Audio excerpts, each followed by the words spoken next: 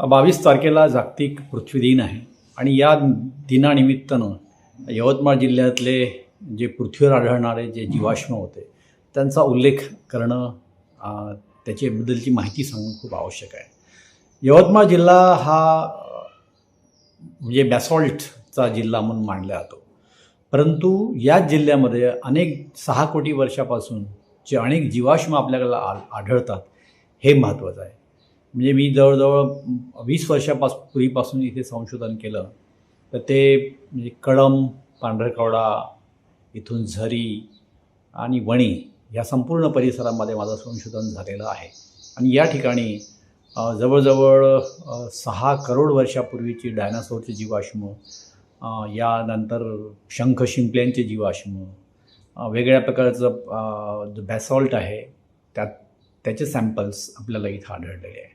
पण अलीकडे अगदी यवतमाळ जिल्ह्यामध्ये वणी आणि मारेगाव हा जो तालुका आहे, या तालुक्याच्या जवळून वाहणारी जी वर्धा नदी आहे, या वर्धा नदीच्या जवळ अगदी खूप चांगले जीवाश्म किंवा हत्तीचे जीवाश्म, बायसनचे जीवाश्म, वाघ, मानवाची पाषाणयुगीन अवजारं, डुक्कर यांचे जीवाश्म या ठिकाणी आढळलेले आहेत.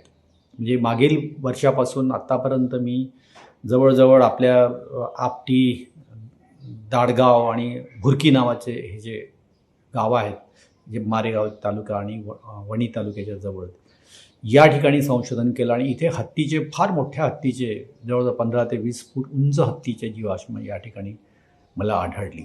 यानंतर मग झोला आहे आपल्या वणी तालुक्यातील, आणि जुगाद आहे, वडाजुगादमधलं जुगाद आहे. या ठिकाणी मागच्या वर्षी ते या वर्षीपासून हत्तीचे जीवाश्म इथे आढळले. आणि अगदी याच महिन्यामध्ये आत्तापर्यंत मला या ठिकाणी बायसनचे जीवाश्म आढळले, डुक्कर प्राणी आहे, हरिण आहे, यांचे जीवाश्म आढळले. आणि वैशिष्ट्य असं की या जीवाश्मासोबत पाषाणयुगीन अवजारं पण आढळलेले आहे. आणि एक छोटे छोटे सॅम्पल जे आहे ते मांडवाच्या पण डोक्याचे सॅम्पल्स जे आहे ते सॅम्पल्स पण या ठिकाणी मिळालेले आहेत. म्हणजे वणीचं महत्त्व यवतमाळ जिल्ह्यामध्ये प्रचंड महत्त्व आहे असं म्हणता येईल.